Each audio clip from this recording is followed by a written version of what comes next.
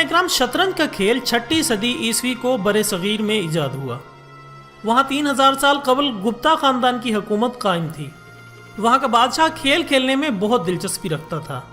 ایک دن اس نے اپنی ریاست میں اعلان کروایا کہ وہ پرانے کھیلوں سے تنگ آ چکا ہے۔ اب جو کوئی بھی نیا کھیل متعارف کروائے گا اسے منہ مانگا انعام دیا جائے گا۔ بہت سے لوگوں نے اپنے اپنے کھیل متعارف کروائے لیکن بادشاہ مطمئن نہ ہو سکا۔ آخر ساتھ والی ریاست سے ایک ریاضی دان جس کا نام سیسا تھا شطرنج کا کھیل لے کر بادشاہ کے پاس حاضر ہوا۔ بادشاہ یہ کھیل دیکھ کر بہت خوش ہوا اور اس نے خوشی کے عالم میں سیسا سے پوچھا، مانگو کیا مانگتے ہو؟ سیسا نے چند لمحے سوچا اور پھر بادشاہ سے کہا، حضور چاول کے چند دانے۔ بادشاہ نے پوچھا کیا مطلب؟ سیسا بولا، آپ شطرنج کے 64 خانے چاولوں سے بھر دیں لیکن میرے فارمولے کے مطابق۔ بادشاہ نے پوچھا یہ فارمولہ کیا ہے؟ سیسا بولا، آپ پہلے دن پہلے خانے میں چاول کا 1 دانہ رکھ کر مجھے دے دیجئے، دوسرے دن دوسرے خانے میں پہلے خانے کے مقابلے میں دگنے چاول یعنی چاول کے 2 دانے رکھ دیجئے، تیسرے دن تیسرے خانے میں دوسرے خانے کے مقابلے میں پھر دگنے چاول یعنی 4 دانے رکھ دیں، اور اسی طرح آپ ہر خانے میں چاولوں کی مقدار کو ڈبل کرتے جائیں یہاں تک کہ 64 خانے پورے ہو جائیں۔ بادشاہ نے سیسا کے اس بیوقوفانہ مطالبے پر کہکا لگایا اور یہ شرط قبول کر لی۔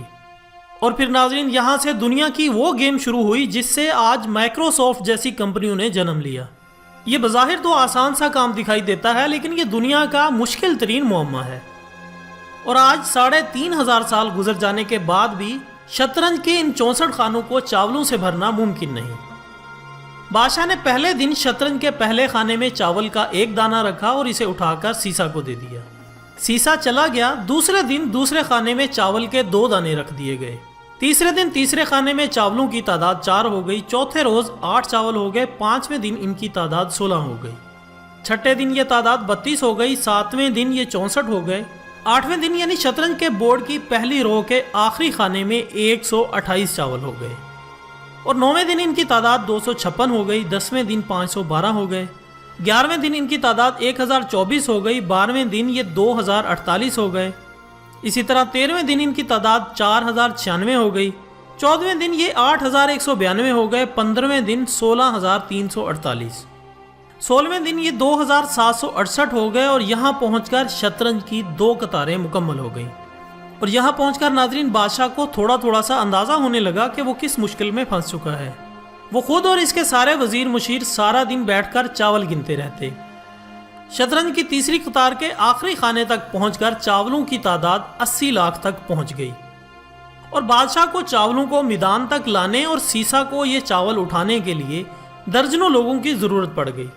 قصہ مختصر، جب شطرنج کی چوتھی رو یعنی 33واں خانہ شروع ہوا تو پورے ملک سے چاول ختم ہو گئے۔ بادشاہ حیران رہ گیا۔ اس نے اسی وقت ریاضی دان بلائے اور ان سے پوچھا کہ شطرنج کے 64 خانوں کے لیے کتنے چاول درکار ہوں گے اور ان کے لیے کتنے دن چاہیے۔ بادشاہ کے وہ ریاضی دان کئی دنوں تک بیٹھے رہے لیکن وہ وقت اور چاولوں کی تعداد کا اندازہ نہیں لگا سکے۔ ناظرین یہ اندازہ 3500 سال بعد بل گیٹس نے لگایا تھا۔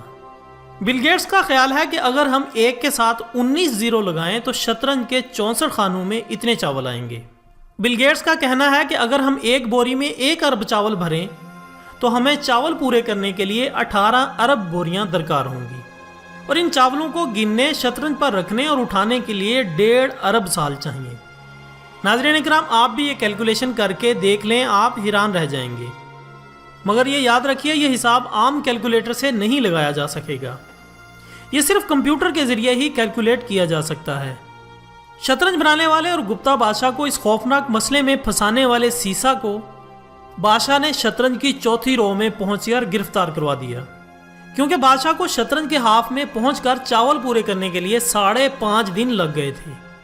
وہ اگلے خانوں کی طرف بڑھا تو ملک سے چاول ختم ہو گئے، جس سے بادشاہ چلا اٹھا اور انتہائی غصے میں شطرنج بنانے والے کا سر قلم کروا دیا، اور یوں شطرنج کو بنانے والا تو مارا گیا لیکن شطرنج کی سردردی آج بھی قائم ہے۔ شطرنج بھارت سے ایران پہنچی، وہاں سے بغداد، پھر بغداد سے اسپین اور اسپین سے یورپ چلی گئی، اور آج پوری دنیا میں یہ کھیل کھیلا جاتا ہے۔